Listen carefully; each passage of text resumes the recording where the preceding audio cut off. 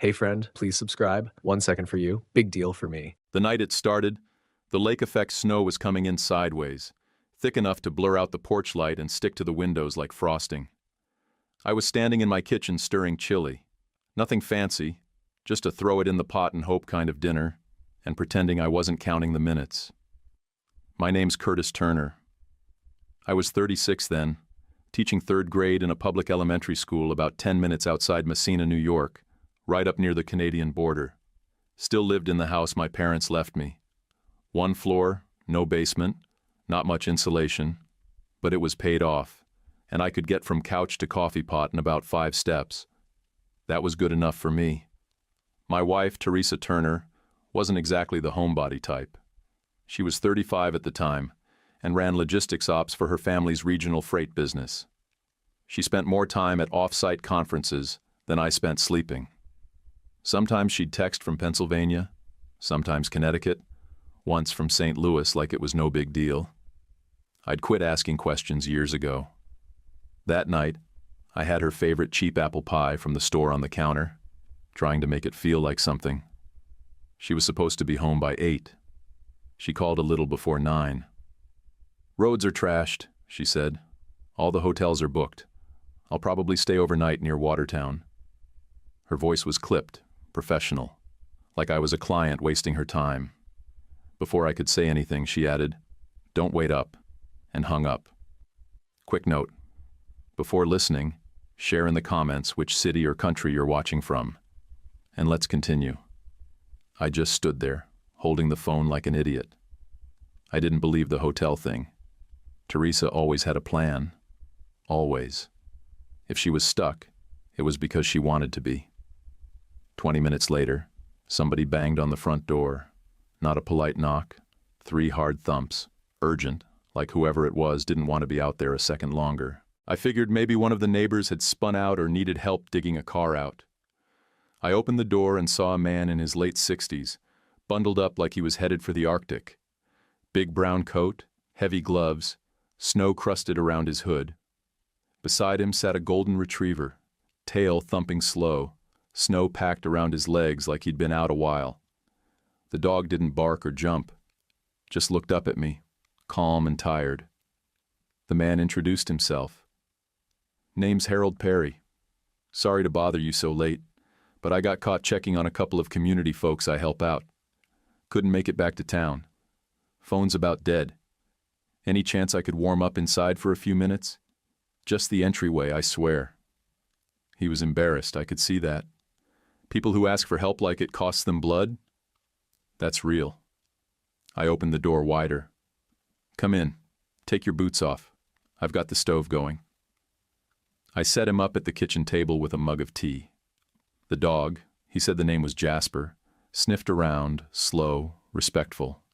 Not a stray. Definitely not wild. Perry explained that he worked with a volunteer canine group. Not official police stuff, more transport and fostering. Said he'd found Jasper limping by the side of a county road a few days earlier. No tags, no chip, but clearly trained. "He's been calm since I picked him up," Perry said.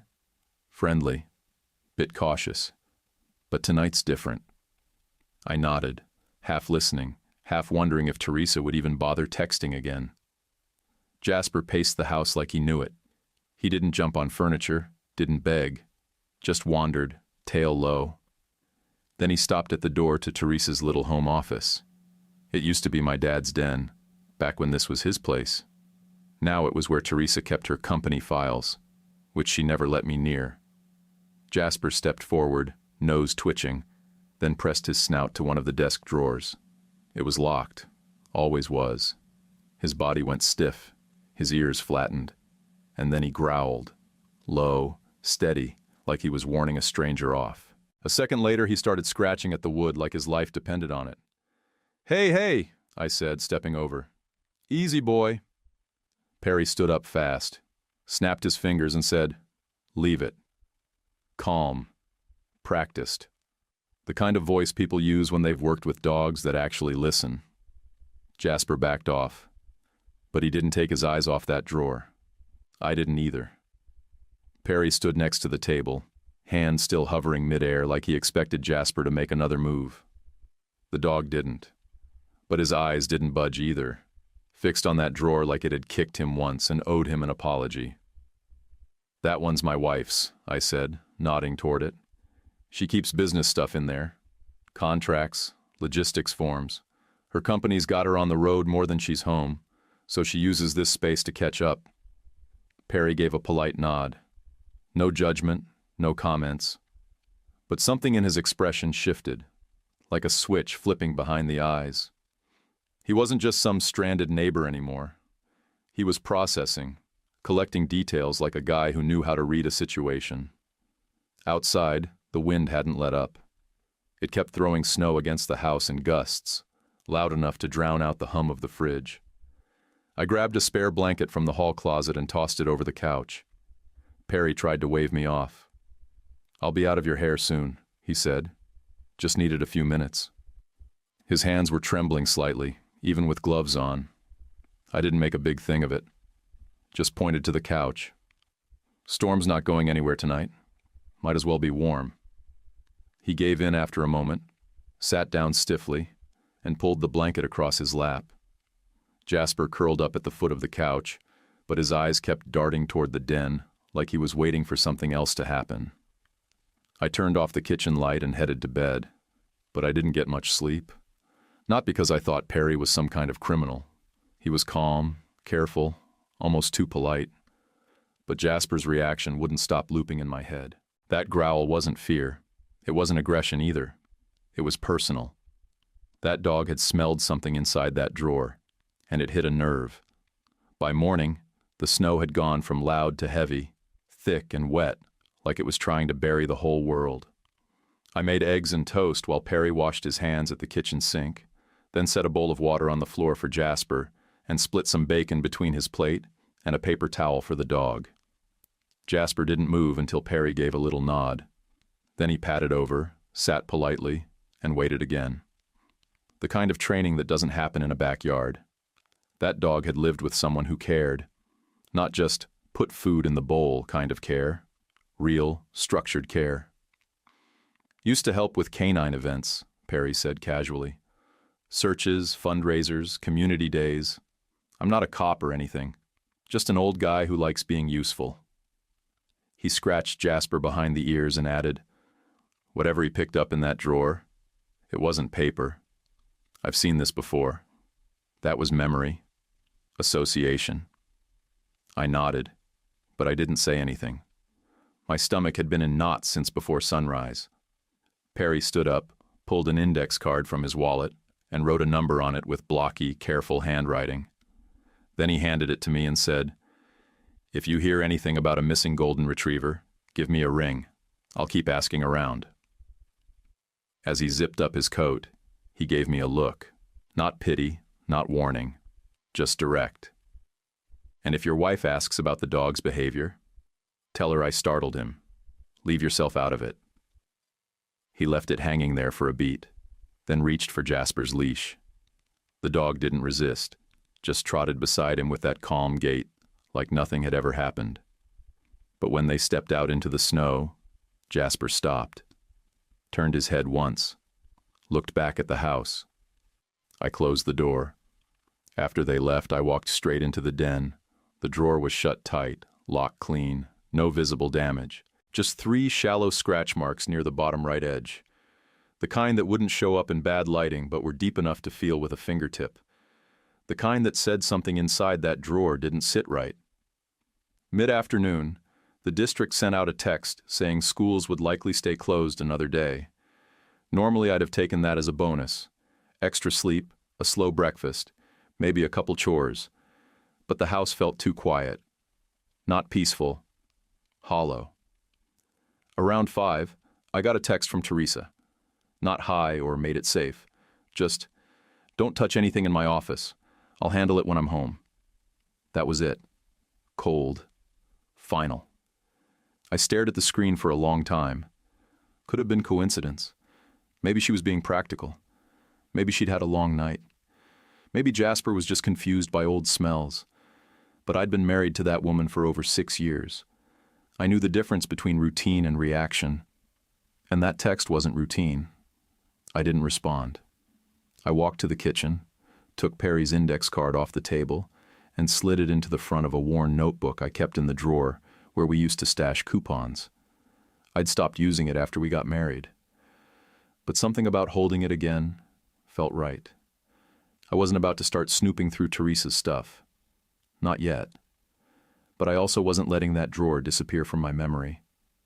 There was a reason Jasper went still in that room. I didn't know what was inside. But from that night forward, I was paying attention. The front door opened a little after 6 in the morning, and I knew it was Teresa before I even turned around.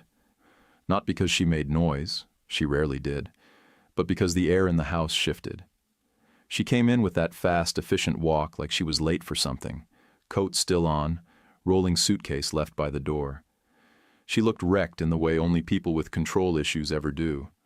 Her face was pale, eyes tired, but her hair was perfect. Not slept on, not messy. Controlled. She walked past me like I was a chair that had been moved an inch out of place. I stepped toward her anyway, and wrapped my arms around her shoulders. For half a second she stiffened. Just a half beat. Enough for me to feel it. Then I caught the smell. It wasn't her usual clean citrus soap. This was heavier, floral, expensive. The kind of perfume that lingers on coats and doesn't belong in my small kitchen. "You okay?" I asked. "Want some coffee?" She pulled back and gave me a look like I'd asked her for a favor she didn't owe me. "I have a call at 9, she said. "I need sleep." No apology, no explanation. She went straight down the hall and shut the bedroom door with a soft click that somehow felt louder than a slam. Teresa had always traveled. That part wasn't new. But this was different. There was an edge to her that morning, sharp and restless, like she was irritated by the fact that I existed in the same space. Looking back, that's what people do when they're trying to keep you off balance. They act like you're the problem for noticing. I stood there a moment, then picked up her coat from the back of the chair to hang it. As I lifted it, something slipped out of the inside pocket and hit the hardwood with a clean, hollow sound. A key. Small, brass, not a house key. Too short, too specific. I stared at it in my palm longer than I want to admit. My first instinct was to put it back and pretend I hadn't seen it. That's what a lot of people would have done. That's what Teresa counted on. But Jasper hadn't scratched that drawer for nothing. Teresa hadn't sent that text unless she thought I might find something. And Perry hadn't looked at me the way he did unless he thought I was standing next to a problem I hadn't named yet. I went into the den and shut the door behind me. The desk was exactly how Teresa left it. Neat, organized, locked drawer right where it always was. I slid the key in and turned it. The lock opened smooth. Too smooth. Like it got used a lot. I pulled the brass key back out and slipped it into my pocket before I even looked inside. Inside were folders stacked neatly, envelopes labeled in Teresa's tight handwriting, a couple of receipts folded clean. All boring, all normal, until my eyes caught something that didn't belong. A watch. It was a women's bracelet watch, silver-toned, thin band, small face, delicate in a way that suggested it wasn't meant for daily wear. It wasn't tossed in there either. It had been placed carefully, wrapped in a soft cloth. I picked it up and flipped it over. The engraving hit me right in the chest. Kayla Hill, 30th birthday. Clean lettering. Professional. A gift. Personal. Not something you misplace. Not something you end up with by accident. My mouth had gone dry when I heard Teresa behind me. She didn't yell. She didn't gasp. She just stood there in the doorway, arms crossed, eyes flat and cold.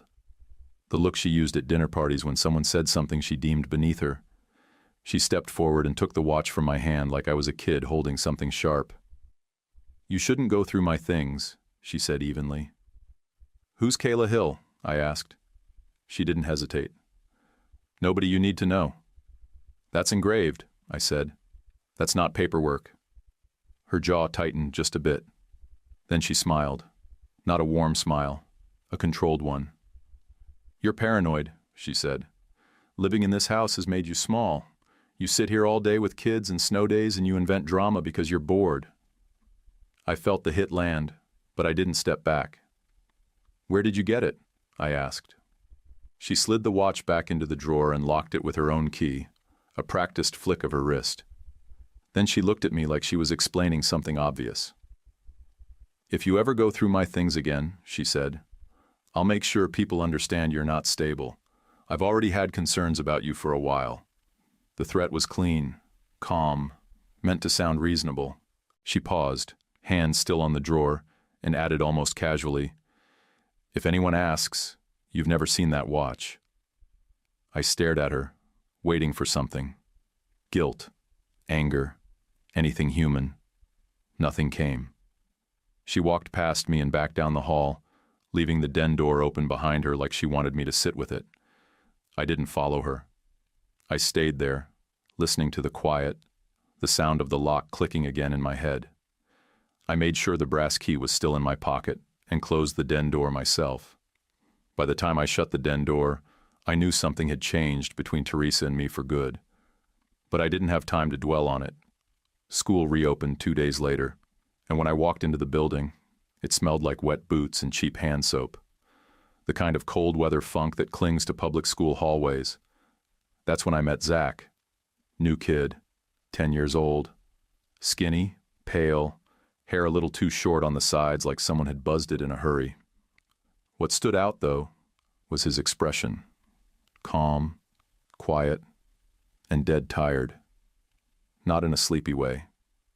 This was the kind of tired you see on guys waiting at the DMV with overdue child support and no backup plan. He didn't smile when I introduced him to the class. He nodded like he'd already been through it a dozen times and didn't expect it to go well. And he was right. My class had a few kids who liked to push buttons just to see what happened. They noticed Zach's silence immediately, like it was an invitation. It started small, whispering when he got answers right, snickering when he hesitated, bumping into his desk like it was an accident. Zach didn't blow up. He didn't cry. He just started muttering little one-liners under his breath, dry as toast, like he was narrating the whole disaster for an imaginary audience. When one kid accidentally knocked his math book off the table, Zach said, "Wow, physics is wild today." When another moved his backpack 3 seats over and pretended it wasn't a big deal, Zach just blinked and said, "Guess it walked off. Happens." It was funny. Not in a ha-ha way. In the way where you laugh because you don't want to punch something. I shut it down the same way I always do. No big speeches, no fake bonding moments, just clear rules and follow through. The second time someone touched his stuff, they lost recess. A third incident? Parent call. Fast, boring justice. That's how kids learn. Still, Zach wasn't just dealing with schoolyard nonsense. You could see it in his shoulders. Tense, hunched, like he was bracing for something heavier than name-calling. During recess duty that Friday, he hovered near the jungle gym for a bit, then slowly drifted toward me like he wasn't sure if he was allowed.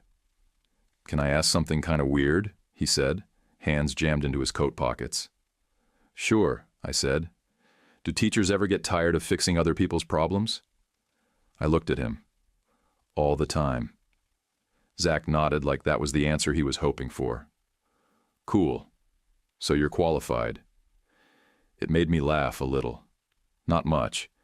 Just enough to feel like we understood each other. Over the next week, we had a few more of those quiet conversations. By the doorway before class, walking to lunch, waiting for the buses. Nothing dramatic, just Zach dropping little pieces of himself when he thought I wouldn't make a big deal out of them.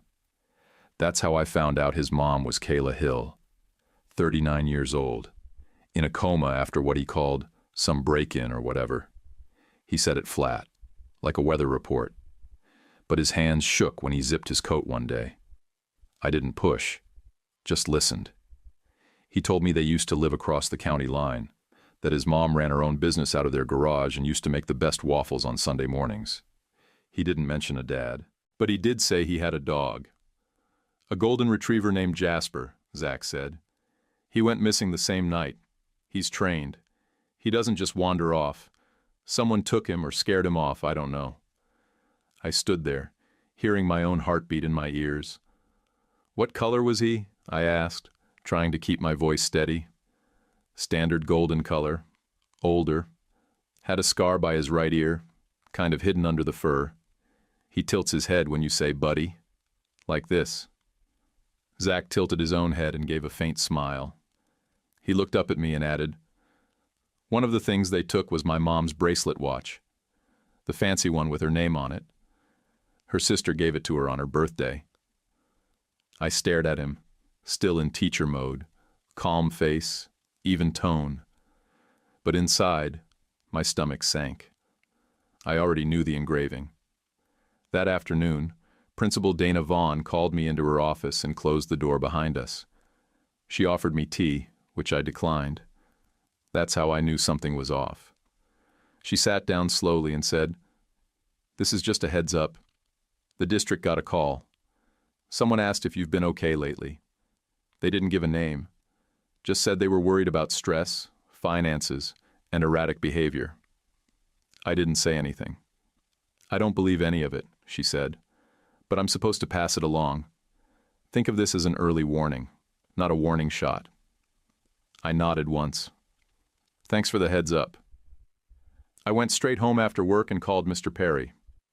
"Hey," I said, "that retriever you were fostering, did he have a scar by one ear and a habit of tilting his head when someone says buddy?" There was silence on the other end of the line. Not confusion, recognition. "Yeah," Perry said. "That sounds like Jasper." I didn't wait. That same night I called Perry and told him what I knew, about the watch, about the kid, about the name engraved where it shouldn't be. I kept my voice calm, but Perry heard it in my tone. He agreed right away to bring Jasper by the school parking lot after dismissal. He was worried it might stir something up, but I told him we'd keep it quiet. Zach deserved one good thing. That next afternoon, I stood just outside the front entrance as the buses loaded up and kids scattered like marbles across the icy pavement. Zach walked out with his hood up and his backpack slung low, dragging like the weight was more emotional than physical. Then Jasper spotted him. The dog froze for half a second, ears perked, tail up, and then he was off. Pure motion. His tail whipped back and forth like a flag in a windstorm, and his whole body started that side-to-side wiggle dogs do when they've completely lost their minds with joy. Zach didn't even flinch. He dropped his backpack in the slush like it didn't matter anymore and fell to his knees. Jasper crashed into him like they were reenacting a movie. The dog licked Zach's face over and over, whimpering, snorting, pawing at him like he needed to confirm every inch of him was still there. Zach laughed, not the half-sarcastic chuckles he threw around in class to keep people from getting too close. This was a real, from-the-chest kind of laugh that cracked wide open and didn't care who heard it.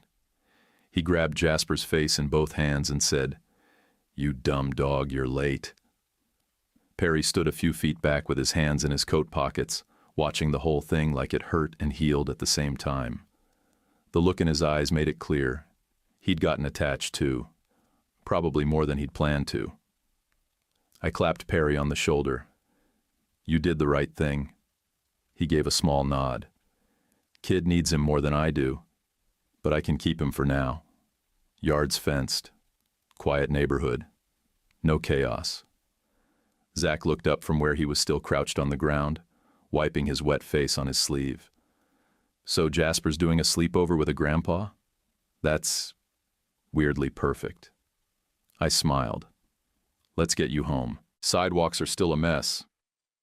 We walked together through the slush and snowmelt, past the salt-stained curbs and piles of gray snowbanks that hadn't melted yet. I called the emergency contact listed in Zach's file while we walked. No surprises, no crossing lines. I just wanted someone to know I was bringing him straight home. Zach kept up a steady stream of jokes the whole way. He talked about how Jasper used to fart loud enough to scare himself, how his mom once made pancakes shaped like dinosaurs but accidentally gave one 3 heads, how he used to give Jasper little missions to deliver socks between rooms. He was trying to keep it light, but his eyes stayed serious. At his place, The porch light was already on. A two-story house, dark red shutters, cracked concrete steps. The kind of house that wanted to look warm from a distance but didn't feel it up close. Reese Gray answered the door. Late 40s maybe. Clean cut in the artificial way. Fresh shave, combed hair, teeth too white. He had the kind of face that looked like it came from a photo on a real estate sign, like he'd practiced his smile in a mirror and stuck with the version that sold the most. "Hey there," he said, shaking my hand just a little too long. "Curtis Turner, right? Buddy, thank you for walking him home. Appreciate it." He called me buddy twice in the same sentence, like he thought it would smooth something over.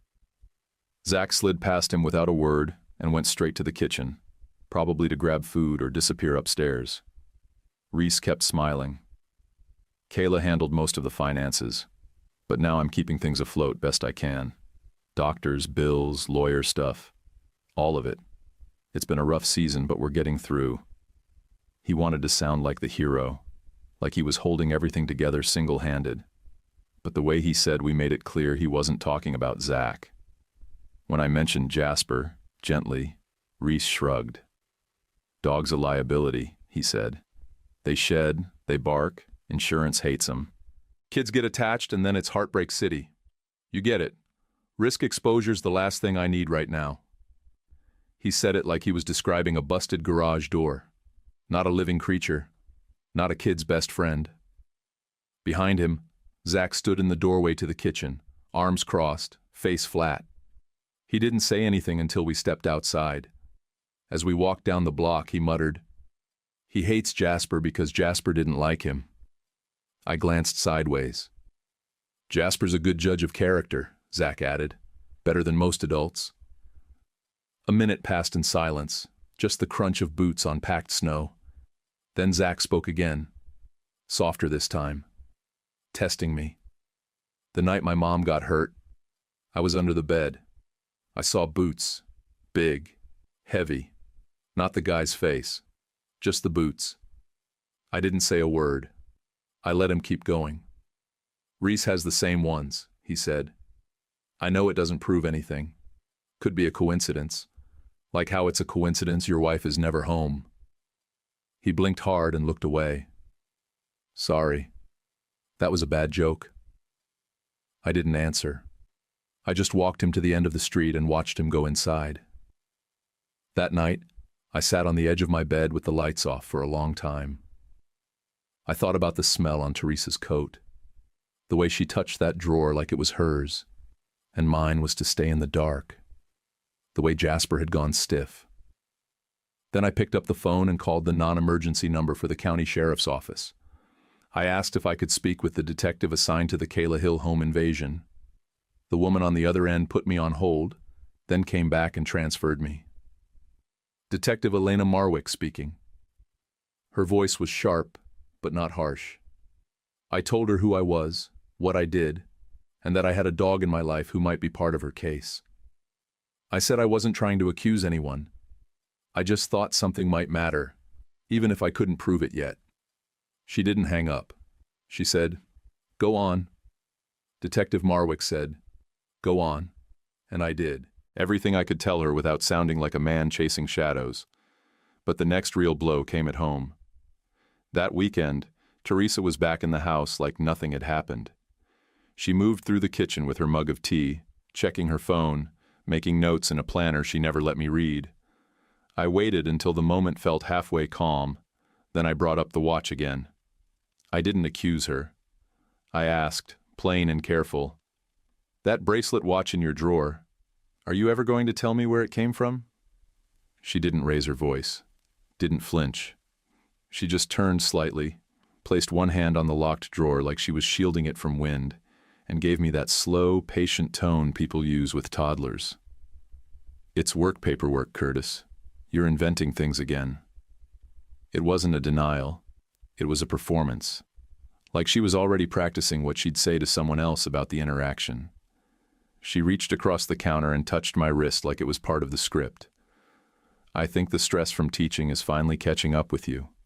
You haven't been sleeping. You've been quiet." "I'm quiet because I'm thinking," I said. Exactly, she said. And spiraling. You should talk to someone before you embarrass yourself. She said embarrass the way some people say self-destruct. Real soft, but with barbed wire underneath. Then, like it was no big thing, she added, I already mentioned it to someone at the district. They've got support resources. It's totally confidential. I didn't answer. I just stared at her. She smiled and walked off like she'd solved a problem. The next day, Principal Vaughn asked if I could swing by her office after lunch. She closed the door and said HR wanted to schedule a wellness meeting. Language I'd never heard directed at me before. They were checking in about stress, work-life balance, fitness for duty. Vaughn looked uncomfortable even reading the phrases off her notes. That's when I understood what Teresa was doing. She wasn't just hiding something. She was building a narrative, one where I was unreliable, paranoid, one where, if I ever opened my mouth, people would smile kindly and dismiss it as burnout or instability. And then Reese showed up again, this time in my inbox. The email was casual, overly friendly. Said he wanted to offer me cash to tutor Zach privately. Said Zach responds well to male role models, and he wanted to create a stable routine. The words looked nice, but the tone read like surveillance, like he was fishing to see what I knew, or worse, to get closer to whatever I might be watching. I wrote back a short, polite no, told him I wasn't taking private students. He replied within the hour with a smiley face at the end of his message that didn't match the words. No worries, we all have choices. That line stuck in my head longer than it should have. I forwarded the exchange to Principal Vaughn and copied Detective Marwick, just so there'd be a record, just in case. I didn't tell Teresa. I didn't say a word. I just started keeping a notebook in my glove compartment. Nothing dramatic, just dates, notes, Teresa's travel schedules, when she came home angry, when she left and didn't say where she was going, when I got calls from HR, when Reese reached out again. I felt stupid doing it at first, like one of those guys who starts writing everything down like it's evidence. But I also felt a little less alone. The only adult I actually trusted enough to talk to was Perry. I told him the basics, no names, no drama, just that I felt like I was being turned into someone I wasn't. He sat across from me in his kitchen, pouring coffee for both of us, and said, "You ever notice how manipulators never try to disprove the truth? They just go after whoever's saying it." Then he leaned forward and said, "She's not fighting what you know. She's fighting you, trying to make you the unreliable narrator." He was right. I didn't want him to be, but he was. One afternoon at school, I stopped by the front office to drop off a discipline slip, and I heard the secretary mention something about Hawthorne Freight. I froze in place. She was on the phone with a vendor, confirming which companies had submitted bids for the upcoming student meals and supply transport contract. Hawthorne Freight was Teresa's family company. She never once mentioned their name being in the mix for school contracts. If anyone ever wanted to paint me as involved, say I'd slipped a number, steered a process, I'd be finished. It wouldn't take a court ruling. Just a whisper. That's all it takes in small towns. That night, I sat in my truck longer than usual before going inside. I couldn't unsee the pattern anymore. Teresa wasn't hiding some affair. This wasn't about cheating. It was bigger. She was tying herself to Reese's money play through the school, and if things got ugly, she'd paint me as unstable and conveniently involved. A week later, Perry invited me over again. Said Jasper had been acting strange, and he thought I'd want to see. I walked into Perry's living room, and Jasper came bounding over, tail wagging, big wet head pressed into my jacket. Normal. Sweet. Then Perry reached over to a side chair and picked up a scarf. It was Teresa's, gray with those little stitched diamonds on the ends. She'd left it in my car about 2 months back. I hadn't touched it since. Perry set the scarf on the chair, and Jasper stopped wagging. His whole body changed. Not angry, not scared, just locked up. Eyes hard, shoulders tense, tail still. He stared at the scarf like it was a threat. He didn't bark. He didn't growl. He just backed away slowly, eyes fixed on that thing like it was going to move on its own. Perry knelt down beside him and didn't say a word for a few seconds. Then he said, soft and steady, "That dog is telling you her scent is tied to something bad." I swallowed hard. "I know," I said. "I've been trying not to believe it, but I do." The words were barely out of my mouth at Perry's place when I felt the shift in my own chest. Once you say it out loud, there's no pretending anymore. I drove home that night with the window cracked, even though it was freezing, just to keep myself alert. The next day at school, I passed around a big construction paper card the kids had made for Kayla. Stick figures, glitter glue, well wishes in third-grade handwriting. Zach added a little drawing of a dog that looked suspiciously like Jasper, except with a cape. I brought it to the hospital that afternoon after work and asked the front desk to pass it along. Didn't expect anything. I just didn't want Zach thinking the world had already moved on without her. On my way out, a nurse caught me near the vending machines. Mid-40s, brown ponytail, sensible shoes, sharp eyes. She looked me up and down before asking, "Are you Mr. Turner? The teacher?" I said yes. She stepped a little closer, lowering her voice. "I'm Shannon Reed. Kayla's sister mentioned you've been steady for Zach, that you've been helping." Then she glanced over her shoulder and said, "Be careful." She didn't hand me rumors. She handed me facts. "Before the attack," Shannon said, "Kayla had been asking to speak with a social worker and a lawyer. She didn't say much, but she was worried. Said her partner, Reese, was pressuring her to sign things. Medical power of attorney. Some kind of trust paperwork." I didn't interrupt. Just listened. Every word felt like another puzzle piece falling into place. She also mentioned something about changing beneficiaries. She didn't say what exactly, but it was tied to her business somehow. She was scared. That's not gossip. That's from my own chart notes. "Thank you," I said. "Really." As I walked out to the parking garage, I took the back stairwell like I always did. Less crowded, easier to think. At the second-floor landing, I caught movement out of the corner of my eye. A woman in a charcoal gray coat stepped out of the stairwell on the opposite side. She moved fast, purposeful, that squared shoulder walk I knew better than I wanted to. For a split second, I thought, that's Teresa. Same height, same gait, same tilt of the head when checking her phone. I didn't chase her, didn't yell her name, just kept walking, slower now, watching as she got into a dark SUV and pulled away like she had someplace more important to be. 2 days later, I mentioned it to Detective Marwick on the phone. She checked the visitor log and a hallway camera. Next call I got, she confirmed it. Teresa had been there that same afternoon. No known connection to Kayla, no stated purpose, just present. So no, I wasn't losing it. My gut wasn't spinning stories. I had receipts now. Zach gave me another one, and he didn't even mean to. We were walking back from lunch one day, him rattling off nonsense about how Jasper once swallowed a sock whole and acted like nothing had happened. Then, out of nowhere, he said, "Reese has these boots, big chunky ones with the little red logo on the tongue. He bought a matching pair for the guy who helps him." I slowed down. "The guy who helps him?" Zach shrugged. "Yeah, he called him his problem solver. Said real men buy gear that lasts."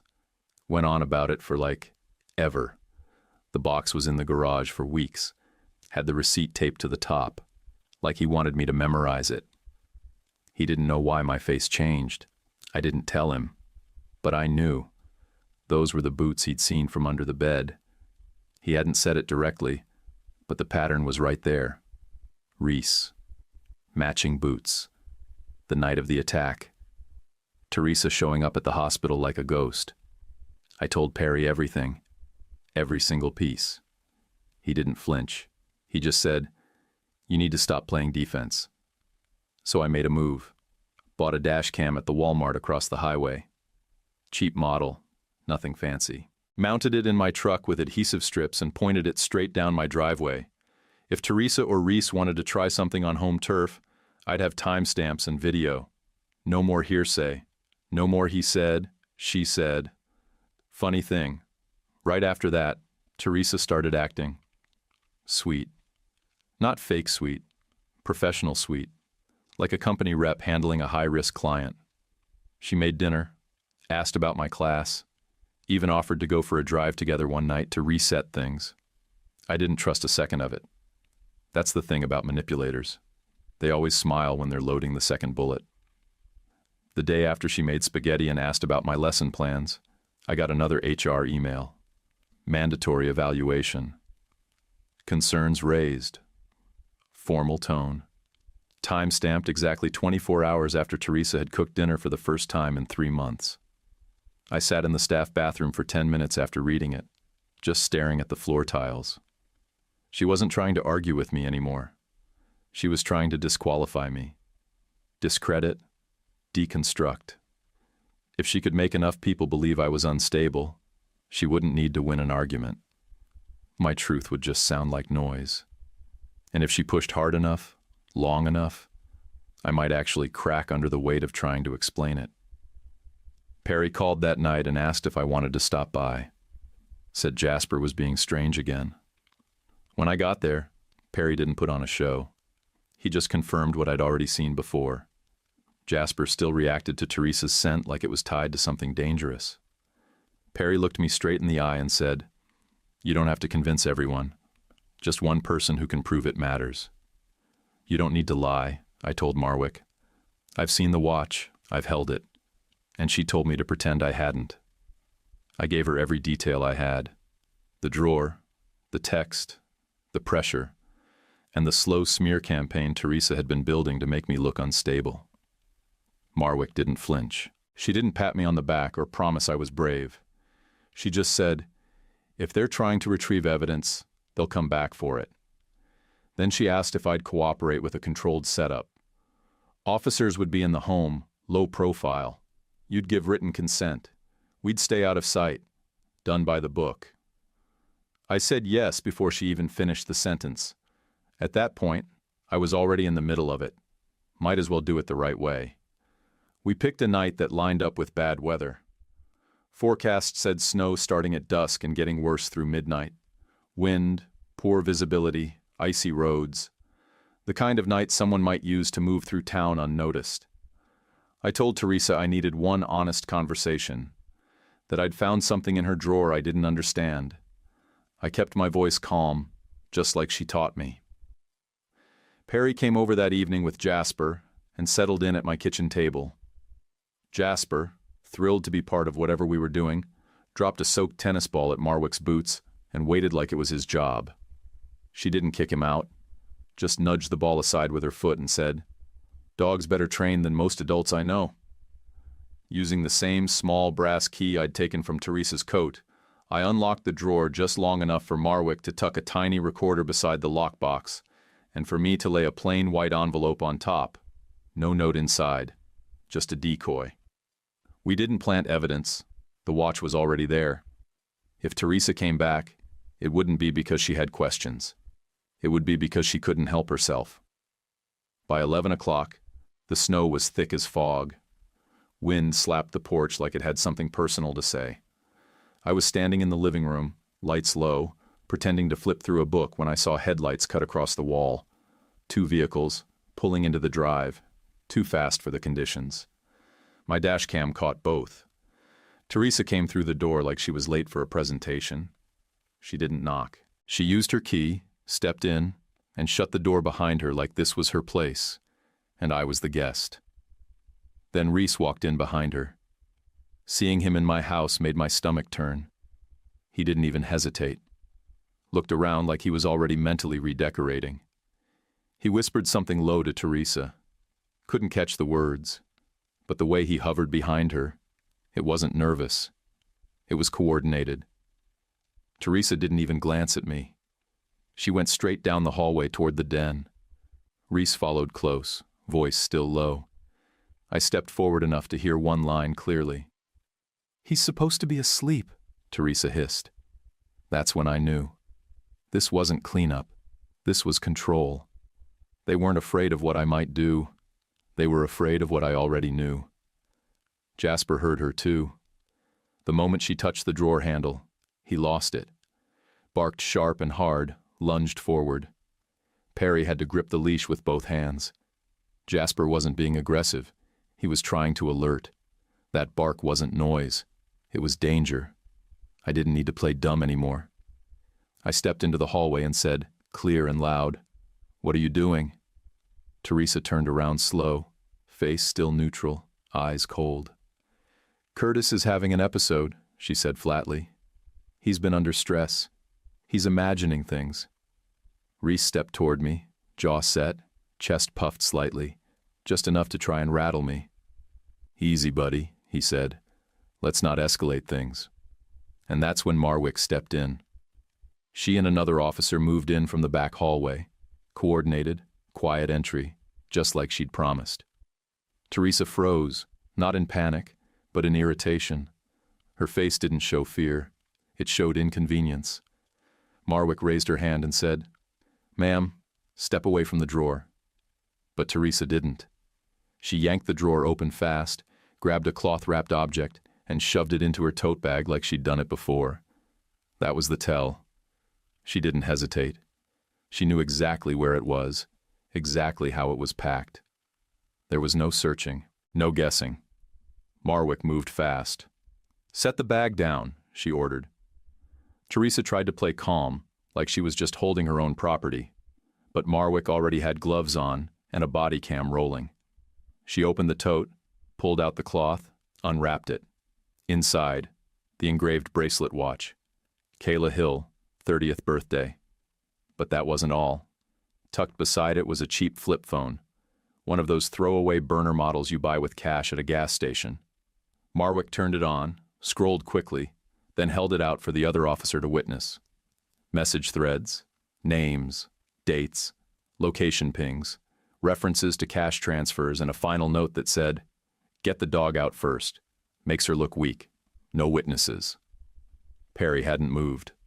Jasper had gone quiet again, eyes locked on Teresa, tail low. He didn't need to bark now. The house was speaking for itself. Marwick photographed everything on her body cam, logged it out loud for the recording. Time, date, contents. Then she turned to Teresa and said, "You have the right to remain silent." Teresa didn't resist, but she did try one last move. "I want it on record," she said, smooth as ever, "that Curtis planted all of this. He's been erratic, unstable, you'll see. But that's why we'd done it this way. The dash cam, the audio recorder, Perry, Marwick, even Jasper. They could try to spin a story, but the timeline couldn't be bent. Not this time. The body cam footage, the dash cam timestamps, the messages on the burner phone, they all did their job. But that didn't mean I walked into school the next day like a man cleared. That's not how it works in a town like ours. People don't wait for court dates. They pick a version of the story that makes sense to them, then pass it around like a casserole. For 2 solid weeks I could feel it. Parents hesitating at pickup, colleagues pausing too long in the copy room, kids whispering just loud enough for me to hear, then going quiet when I turned around. HR still made me sit through their little wellness meeting. Nothing personal, just protocol. Teresa being arrested didn't cancel the paper trail she'd spent months building. She'd played it smart, planted doubt before I had a chance to get ahead of it. Bureaucracy doesn't care that your wife is wearing an orange jumpsuit. It cares about liability. Principal Vaughn was the exception. She looked me in the eye, didn't fake a smile, and said, "I'm glad you're still standing." Most wouldn't be. Zach stuck close, in the way only kids know how to do without making it obvious. He'd hang around after the bell, pretend he forgot something, then wander up to my desk with some weird fact about frogs or a joke that didn't quite land. One afternoon he said, "If anybody says you're the bad guy, I'll tell them my dog disagrees." I laughed harder than I'd laughed in months. About 3 weeks after the arrest, I got a call from Marwick. "Kayla's awake," she said. "Not fully steady, but aware." She asked about her son. I asked if I could visit, just once, to bring back something to Zach. Some proof that his mom was still his mom. Marwick cleared it with the hospital. I went in after school, no badge, no formality. Just a plain visitor's sticker on my chest and a get-well drawing Zach had made that morning, with a superhero mom and a dog flying next to her. Kayla looked smaller than I expected, hollowed out from weeks of tubes and silence. But her eyes were sharp, awake, watching.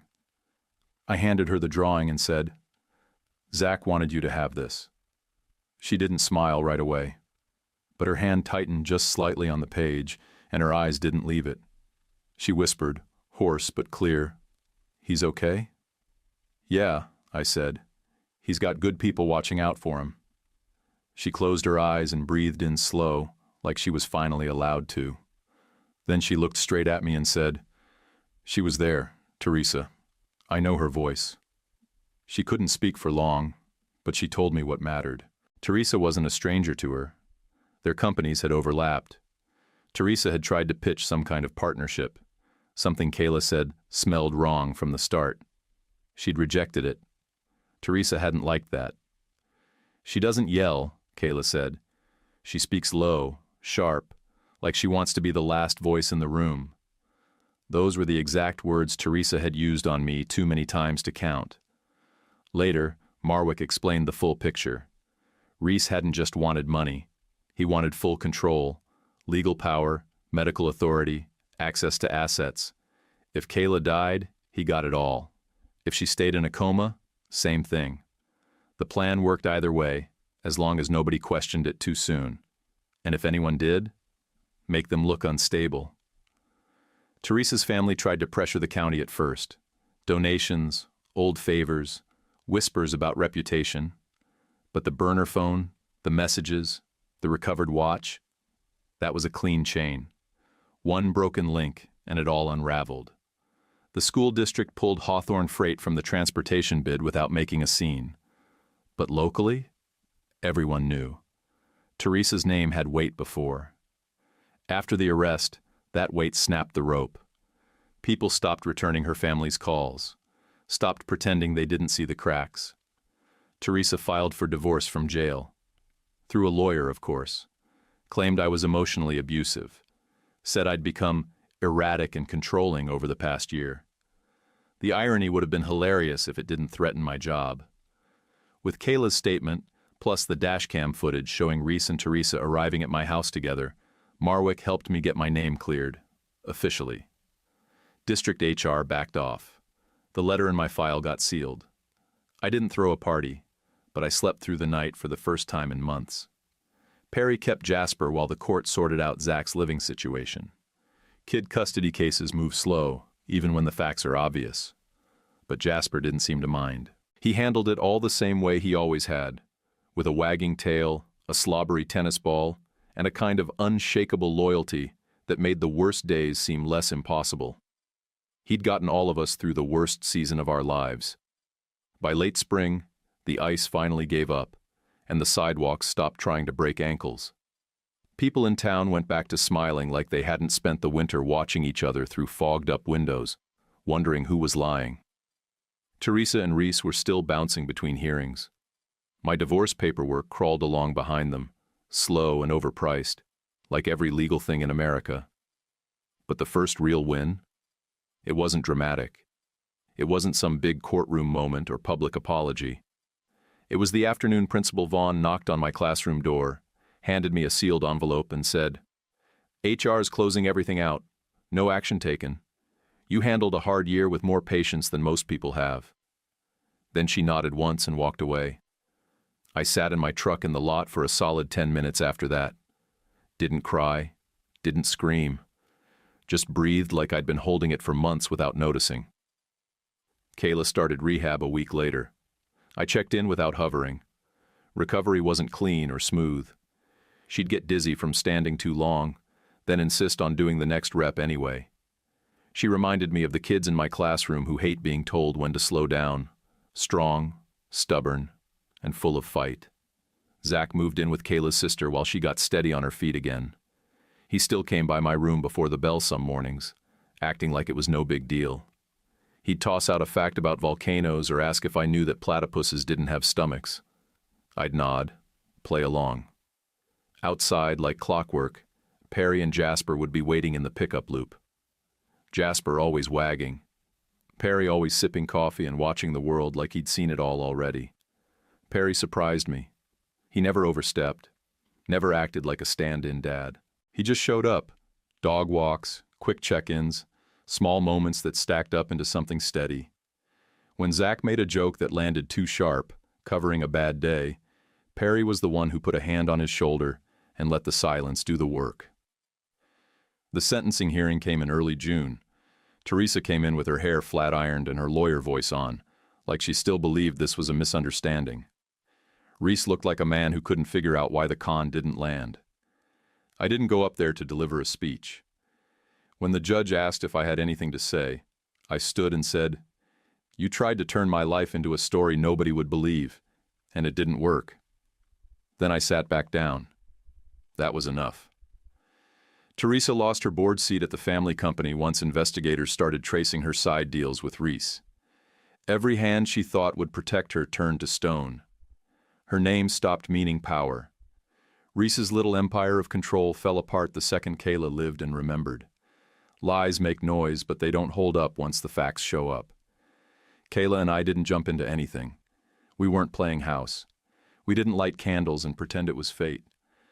But we built trust slow, me helping with Zach's homework, her letting me drive her to therapy appointments when her balance was off. We had dinners where nobody raised their voice. That was enough for now. I kept the house. Not because it was a win, but because it was mine. The one place Teresa couldn't spin into a false version of me. I repainted the den, changed the drawer lock. It wasn't revenge. It was air. By the start of the next school year, Zach smiled more. Jasper kept being a goofball who acted like every stick in the yard was a trophy. And me? I got back to being what I've always been, a stubborn man who doesn't quit, especially when a kid's watching to see what that looks like. Before you head out, let me ask you this. If someone tried to rewrite your truth, would you stay quiet or fight back? If you've got hype, please tap it to support the video and help it reach more people. Please subscribe and like. It really matters. And leave a comment with your take, even just good story. Love you guys. YouTube picked this for you. Tap it. Let's see if they guessed right.